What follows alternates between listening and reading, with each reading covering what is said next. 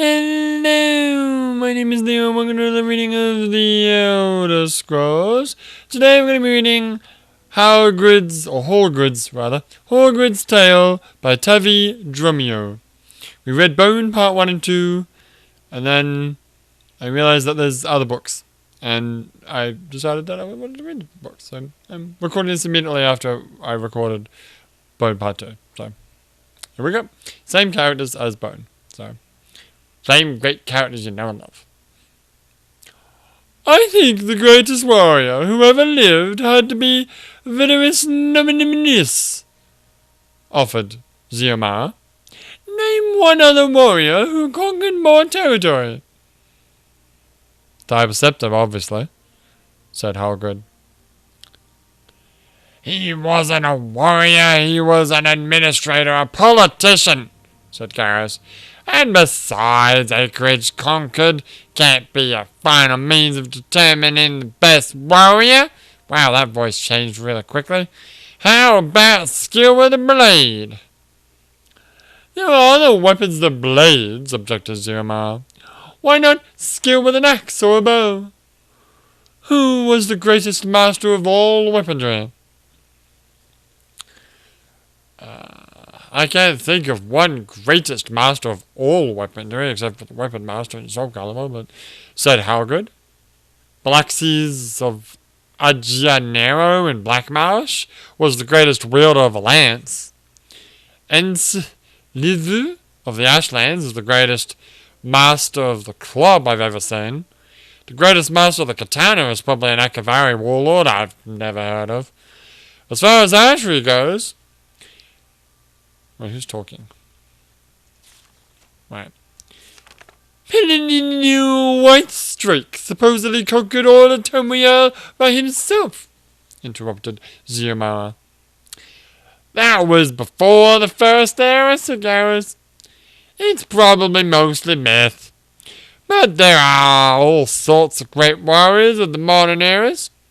The Carmonian usurper, the unknown hero who brought together the Staff of Chaos and defeated Jagathan. That was me, mother duckers!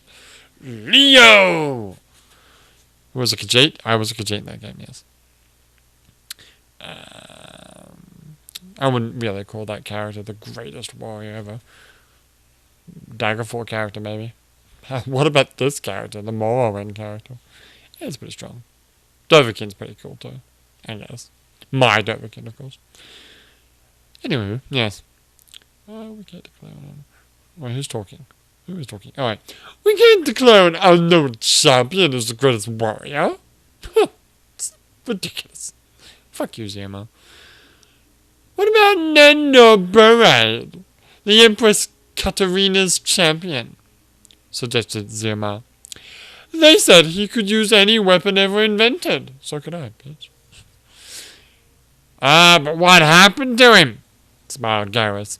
He was drowned in the Sea of Ghosts because he couldn't get his armor off. Call me overly particular, but I think the greatest warrior in the world should know how to take armor off. Yuck, yuck, yuck. It's kind of hard to judge the ability to wear armor as a skill. Except it totally is in Skyrim, says Ziomara. Either you have basic functionality in a suit of armor, or you don't. That's not true, said Hallgerd. There are masters in that as well. There are masters in that as well. People who can do things while wearing armor better than we can do out of armor. Have you ever heard of Halal Postrof? No. The king's great-grandfather? Ziomara and Garrus admitted they had not. This was hundreds and hundreds of years ago, and Pastrof was the ruler of a great estate which he had won by right of being the greatest warrior of the land. It's been said, and truly, that much of the house's current power is based on Pastrof's earnings as a warrior. Every week he held games at his castle, pitting his skill against the champions of the neighbouring estates, and every week he won something. His great skill wasn't in the use of weaponry, though he was decent enough with an axe and a long sword. but in his ability to move quickly and with great agility, wearing a full suit of heavy mail. There were some who said that he moved faster while wearing armor than he did out of it, probably got some enchantments. Some months before the story begins, he had won the daughter of one of his neighbors. Wow, good prize. A beautiful creature named Mina, who he had made his wife. Good job. He loved her very much, but he was intensely jealous, and with good reason. She wasn't very pleased with his husbandly skills. What is that supposed to mean? I think they're talking about the bang bang. Alright. And the only reason Mina never strayed, was because Pastrov kept a close eye on her. She was, to put it kindly, naturally amorous and resentful of her position as a prize. Wherever he went, third time's a charm, he always brought her with him. At the games, she was placed in a special box so that he could see her even while he competed. But his real competition, though he didn't know it, was from a handsome young armorer he also had won at one of his competitions. Mina had noticed him, and the armorer, whose name was Terran, had certainly noticed her.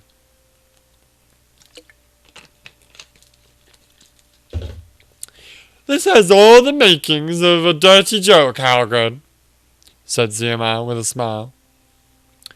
I swear that it's entirely true.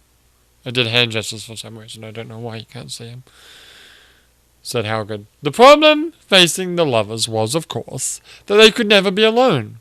Because of this, it became a burning obsession to both of them. Terran decided that the best time for them to consummate their love was during the games. Mina feigned illness so she didn't have to stay in the box, but Pastrov visited the sick room every few minutes between fights. So Terran and Mina could never get together. The sound of Pastrov's armor clunking up the stairs to visit his sick wife gave Terran the idea. He crafted his lord a new suit of armor, strong and bright and beautifully decorated. For his purposes, Terran rubbed the leg joints with lucre dust, so the more he sweated, the more he moved them. The more they'd stick together. After a little while, Terran figured Pastrov wouldn't be able to walk very quickly, and he wouldn't have enough time in between fights to visit his wife. But just in case, Terran also added bells to the legs, which rung loudly when they moved, so the couple would be able to hear him coming in plenty of time. When the games commenced, the following week, Mina feigned illness again, and Terran presented his lord with the new armor. Pastrov was delighted with it, as Terran hoped he would be, and donned it for his first fight. Terran then stole upstairs to Mina's bedchamber. All was silent outside as the two began to make sweet, sweet love. Oh, yeah. Don't ever do that again. Suddenly, Mina noticed a peculiar expression on Terran's face, and before she had a chance to ask him about it, his head fell right off at the neck. Pastrov was standing behind him with his axe in hand. How did he get upstairs so quick? Wait, no, who's talking? How did he... Wait, I've forgotten his voice again. His voice is very fluid. How did he get upstairs so quickly with his leg joints gummed up? And didn't they hear the bells ringing? Asked Garros. Let me guess, he used a recall. Of course he did. Well, you see, when Pastrov realized he couldn't walk on his legs very quickly, he walked on his hands. I don't believe it, laughed Ziamar. What happened next? Asked Garros. Did Pastrov kill Mina also? No one knows exactly what happened next, said Hallgerd. Pastrov didn't return for the next game, nor for the next. Finally, at the fourth game, he returned to fight, and Mina appeared in the box to watch. She didn't appear to be sick anymore. In fact, she was smiling and had a light flush on her face. They did it! Cried Ziamar.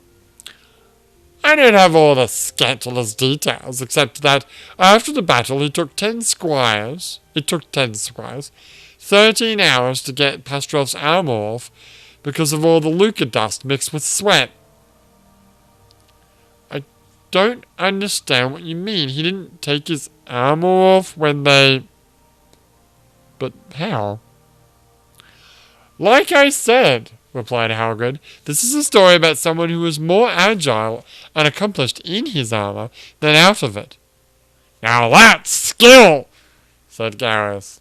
Oh, what a nice story. Well, that was Hallgerd's Tale by Talvi Dremio. This has been another reading of the Elder Scrolls. For now, my name is Leo, and I will see you next time.